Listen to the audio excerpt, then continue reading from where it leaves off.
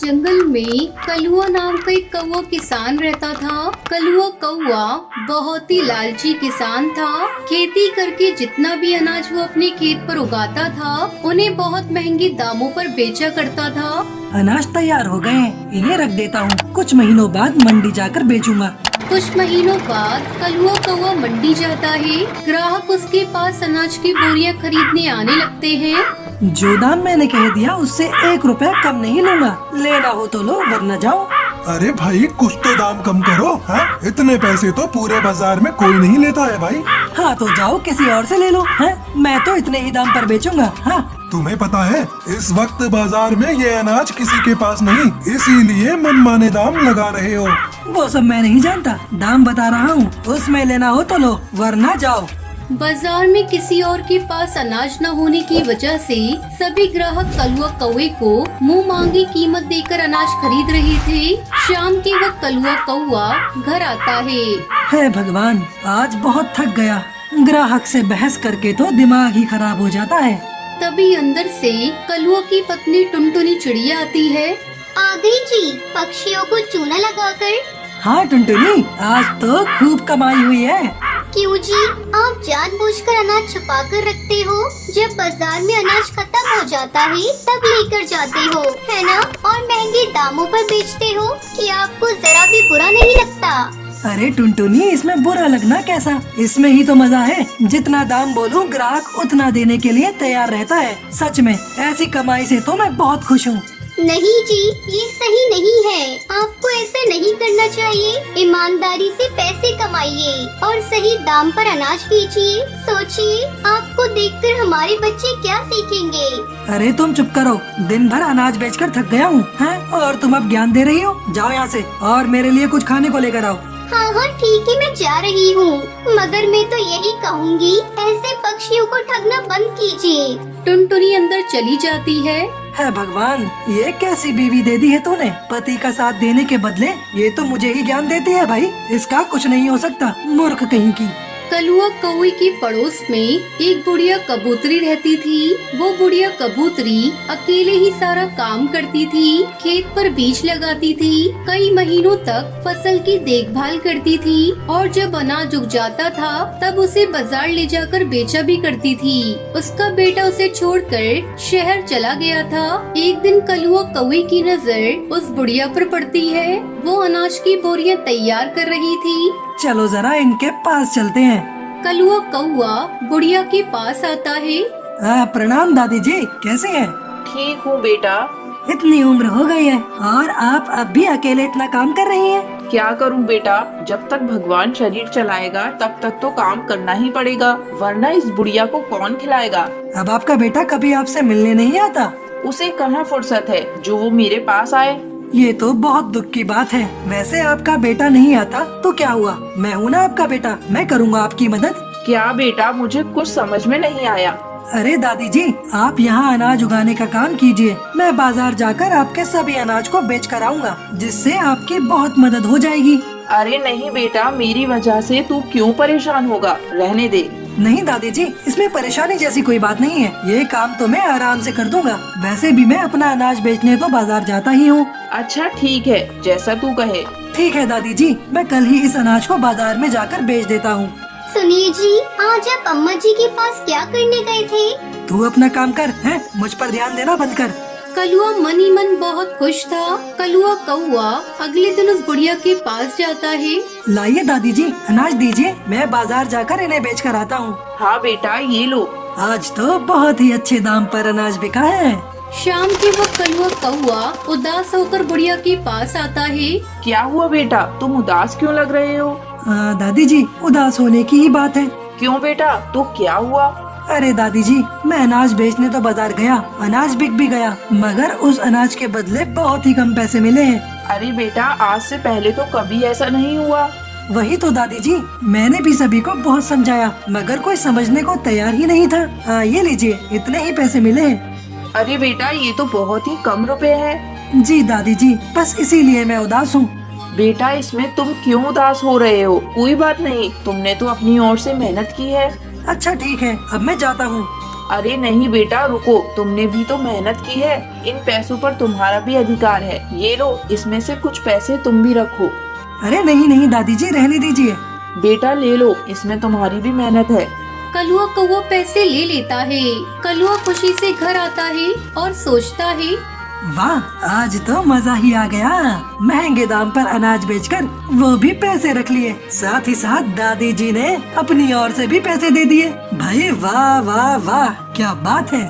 अब हर रोज कलुआ यही करने लगता है और उस बुढ़िया को धोखा देकर बहुत पैसे कमाने लगता है। वो बुढ़िया कबूतरी कलुआ कौवे की चाल नहीं समझ रही थी। कलुआ को अच्छा समझकर वो उस पर भरोसा कर रही थी। उसी बाजार में टुन्नू नाम का एक किसान भी अपने अनाज बेचने आया करता था। वो हर रोज कलुआ को अनाज बेचते देखता था। आजकल तो ये बहुत बोरियां बेचने लगा है। इतना अनाज तो इसके खेत पर उगता भी नहीं। तुम्हें पता नहीं क्या, ये अपने पड़ोस वाली दादी जी के अनाज को भी बेचता है। भाई अच्छा, ऐसी बात है। टुन्नू चिड़ा बहुत अच्छा और ईमानदार पक्षी था। वो सोचता है, ये कलुआ कौवा तो एक नंबर का दुष्ट कौवा है। जरूर ये दादी जी को कम पैसे देता होगा और खुद ज्यादा पैसे रखता होगा। आज ही जाकर उनसे बात करता हूँ। टुन्नू चिड़ा उस बुढ़िया कबूतरी के पास आता है। प्रणाम दादी जी, सुना है आजकल कलुआ आपके अनाज को बाजार ले जाकर बेचता है। हाँ बेटा, वो तो बहुत अच्छा है, मेरी मदद कर देता है। फिर तो आपकी अच्छी कमाई हो रही होगी। नहीं बेटा, दरअसल वो कहता है अनाज के दाम ज्यादा नहीं मिल रहे हैं, इसलिए बहुत कम ही रुपए मिल रहे हैं। अरे नहीं दादी जी, वो तो हर रोज अनाज को बहुत ही महंगे दामों पर बेचता है। अरे बेटा, ऐसा नहीं हो सकता। हाँ दादी जी, सच में मैं भी बाजार में रहता हूँ और देखता हूँ वो अनाज बहुत ही महंगे दामों पर बेचता है। जब कलुआ कौवा शाम के वक्त बुढ़िया को पैसे देने आता है, तब बुढ़िया उससे कहती है, बेटा आज अनाज से कितनी कमाई हुई? अरे दादी जी, आज भी वही हाल रहा, बहुत कम पैसे मिले हैं, बहुत कम। टुन्नू आया था, वो कह रहा था तुम बहुत महंगे दाम पर अनाज बेचते हो और मुझे कम बताते हो, क्या ये सच है? ये सुनकर कलुआ कौवा घबरा जाता है। अरे नहीं नहीं दादी जी, ये झूठ है।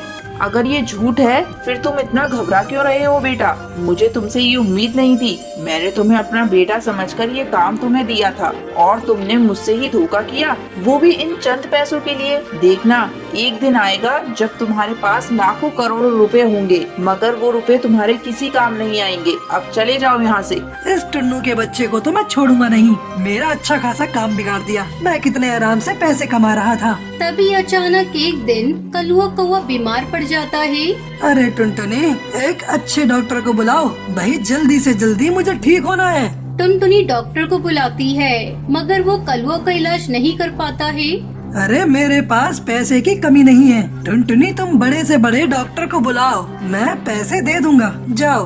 बड़े से बड़े डॉक्टर को बुलाया जाता है, मगर कोई भी कलुआ का इलाज नहीं कर पाता है। अरे टुनटुनी, मेरे पास बहुत पैसे हैं, तुम मुझे शहर लेकर चलो, मैं वहाँ जाकर अपना इलाज करवाऊंगा। शहर में कलुआ का इलाज करवाया जाता है, मगर वहाँ भी वो ठीक नहीं हो पाता है। कलुआ कौवा वापस गांव आ जाता है और इसी तरह बीमार पड़ा रहता है। हे भगवान, मुझे ठीक कर दीजिए। मेरे पास इतने पैसे हैं, मगर एक भी डॉक्टर मेरा इलाज नहीं कर पा रहा है। हे भगवान, कोई रास्ता दिखाइए। कई महीनों तक कलुआ बीमार पड़ा रहता है। वो अंदर से बिल्कुल टूट गया था। तभी कलुआ को दादी जी की बात याद आती है। दादी जी ने कहा था कि एक दिन आएगा जब मेरे पैसे भी काम नहीं आएंगे, और वो दिन आ गया। शायद मैंने सभी के साथ बहुत बुरा किया है, उसी की सजा भगवान मुझे दे रहा है। हे भगवान, मुझे माफ कर दो, मैं समझ गया मैं गलत था। इस तरह कलुआ कौवे को अपने किए की सजा मिल जाती है। जंगल में टुनटुनी चिड़िया अपने पति बंटी कबूतर के साथ रहती थी। बंटी कबूतर पक्षियों के घरों में पानी पहुंचाने का काम करता था। दोनों पति पत्नी निसंतान थे। एक दिन टुनटुनी चिड़िया अपने घोंसले के बाहर बैठी थी। अरे टुनटुनी, यहाँ बैठी क्या कर रही हो? देखो ना जी, ये बच्चे कितने प्यारे लग रहे हैं। यहाँ बैठकर इनकी प्यारी प्यारी हरकतों को देख रही थी। पता नहीं भगवान मुझसे क्यों रूठा है। शादी के कई साल बाद भी मैं माँ नहीं बन पाई। अरे तो चिंता क्यों करती है? देखना एक न एक दिन तेरी भी सूनी गोद भर जाएगी। बस ऊपर वाले पर तू भरोसा रख। इतना कहकर बंटी कबूतर वहाँ से चला जाता है। इस तरह उनके दिन कट रहे थे। एक दिन बंटी कबूतर पानी लेकर एक पक्षी के घर जाता है। काकी, ओ हरी काकी, पानी लेकर आया हूँ। हरी काकी पानी लेकर अंदर रखने चली जाती है। अंकल आप कहाँ रहते हो? आपका भी घर मेरे घर की तरह बड़ा है। अरे नहीं बिटिया, हम गरीब हैं, हमारा तो टूटा फूटा घोंसला है। तभी हरी काकी वहाँ आ जाती है। टूनी, कितनी बार तुमसे कहा है कि अनजान लोगों से बात नहीं करते। ये पक्षी इसी तरह बच्चों से मेल जोल बढ़ाकर उन्हें चुरा लेते हैं। ये आप कैसी बातें कर रही हैं काकी? मैं आपको बच्चा चोर दिखाई दे रहा हूँ? वो सब मैं नहीं जानती, तुम अब जाओ यहाँ से। हरी काकी की ऐसी बातें सुनकर बंटी कबूतर बहुत दुखी हो गया था। वो दुखी मन से घर लौटा। क्या हो गया जी? रोज तो आप हंसते हुए घर आते हैं, आज आप इतने दुखी क्यों दिखाई दे रहे हैं? किसी ने आपको कुछ कहा है क्या?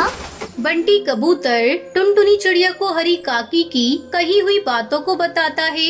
ये सब मेरे ही कारण हुआ है। मैंने आपको पिता बनने का सुख नहीं दिया। अगर आज मैं माँ बन गई होती तो आपको इस तरह सुनना नहीं पड़ता। कुछ दिन यूं ही गुजर गए। एक दिन टुनटुनी को उल्टियाँ होने लगी। बंटी कबूतर तुरंत टुनटुनी को लेकर डॉक्टर के पास जाता है। टुनटुनी चिड़िया, तुम माँ बनने वाली हो। डॉक्टर, आप सच कह रही हैं? मैं माँ बनने वाली हूँ? हाँ टुनटुनी, मैं सच कह रही हूँ। बंटी, अब तुम इसे लेकर घर जाओ और इसका ध्यान रखो। दोनों पति पत्नी खुशी खुशी घर लौट आते हैं। एक सप्ताह बाद टुनटुनी 12 अंडे देती है। एक साथ इतने अंडे देखकर टुनटुनी चिड़िया चौंक जाती है। अरे सुनते हो जी? कहाँ हो? जल्दी यहाँ आओ। मैं 12 बच्चों की माँ बनने वाली हूँ। भगवान ने एक ही बार में मेरी खाली झोली 12 बच्चों से भर दी।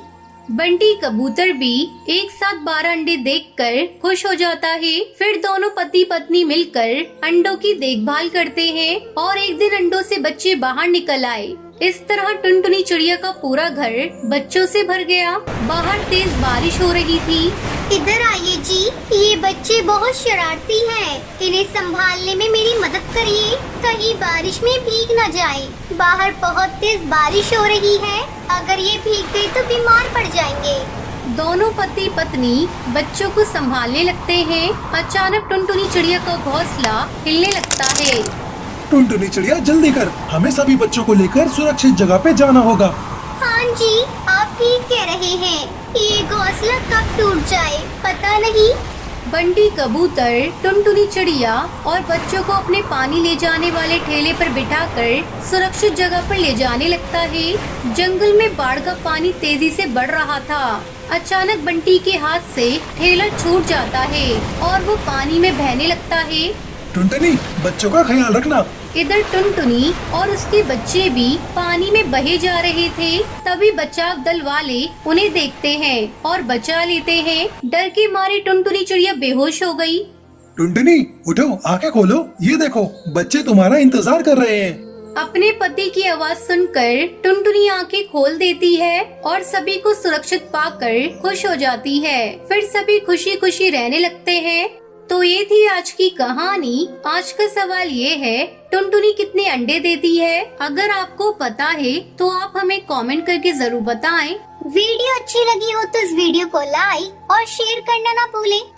तीज का त्योहार बस आने ही वाला था। हिमालय की सभी मादा पक्षी जोर शोर से तीज की तैयारियों में जुटी हुई थी। उसी जंगल में एक टुनटुनी नाम की चिड़िया रहा करती थी, जो घर घर जाकर चूड़ी बेचा करती थी। टुनटुनी चिड़िया ने सोचा, अरे 2 दिन बाद तो तीज का त्योहार है। मैंने तो अभी तक अपने लिए कोई सामान भी नहीं खरीदा है। आज बाजार जाकर अपने लिए कुछ श्रृंगार का सामान ले आती हूँ। ऐसा सोचकर वो कालू कौवे की एक बड़ी सी दुकान में अपने लिए सामान लेने जाती है। वहाँ पर सुंदर सुंदर चूड़ियाँ देखकर वो उनका दाम पूछने लगती है। टुनटुनी चिड़िया खुश होकर कहती है, अरे वाह कालू जी, आपके पास तो बहुत सुंदर सुंदर सामान है। ये कड़े कितने के हैं? 50 रुपए के दो।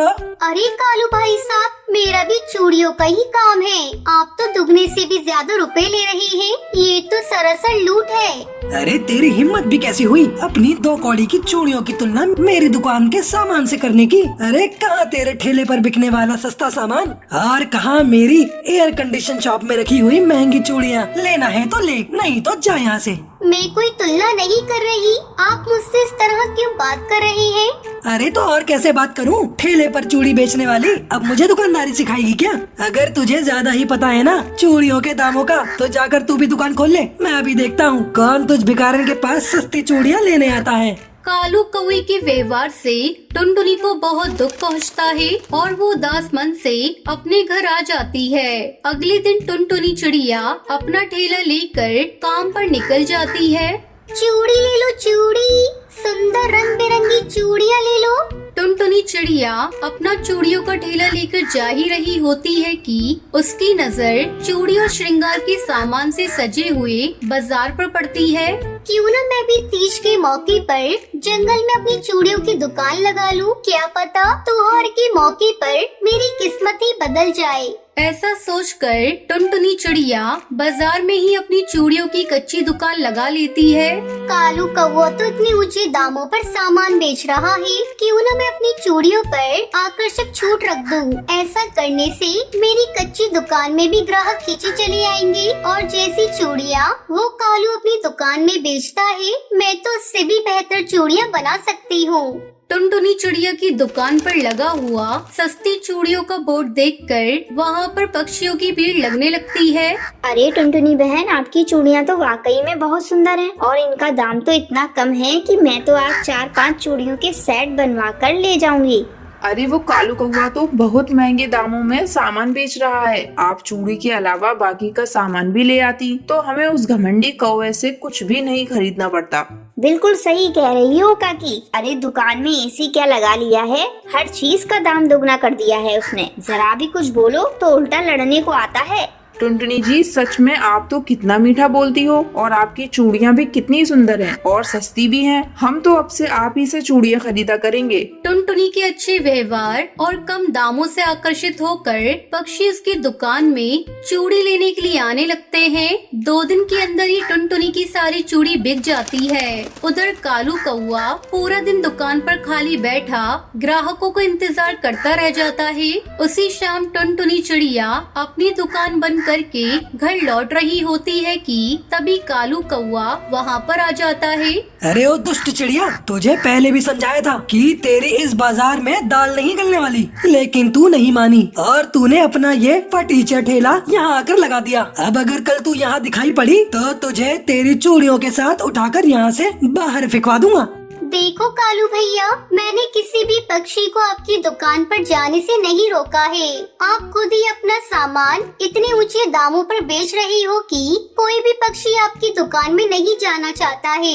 इसमें मेरी कोई गलती नहीं है। ऊपर से आप पक्षियों के साथ बदतमीजी करते हैं, जिसके कारण ग्राहक आपसे नाराज रहते हैं। सिर्फ एसी लगाने से ग्राहक आपकी दुकान में नहीं आएंगे। अरे 2 दिन तेरी चूड़ियाँ क्या बिक गई? तू तो मेरे सामने जुबान चलाने लगी। अरे ठेले पर चूड़ी बेचने वाली चिड़िया, लगता है तेरी अकल ठिकाने लगानी ही पड़ेगी। तू ऐसे नहीं जानेगी। इसके बाद कालू कौवा टुनटुनी चिड़िया से बदला लेने के लिए योजना बनाने लगता है।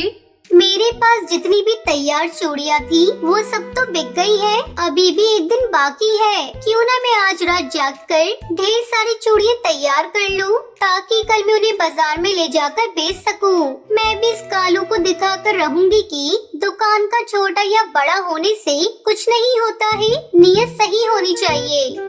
उसके बाद वो रात भर जागकर अपने घर में चूड़ियाँ बनाती है। सुबह होने तक उसके पास ढेर सारी चूड़ियाँ तैयार हो जाती हैं। अगले दिन सवेरे उठकर चिड़िया तीज का व्रत रखती है और अपनी चूड़ियाँ लेकर बाजार की ओर निकल जाती है। हाँ, यही सही मौका है। आज इसको मजा चखाता हूँ। आज तो उसने उपवास रखा होगा और उसकी चूड़ियाँ तो कल रात को ही बिक गई थी, इसलिए आज वो अपने घर पर ही रहेगी। मैं जाकर उसके घर में आग लगा देता हूँ।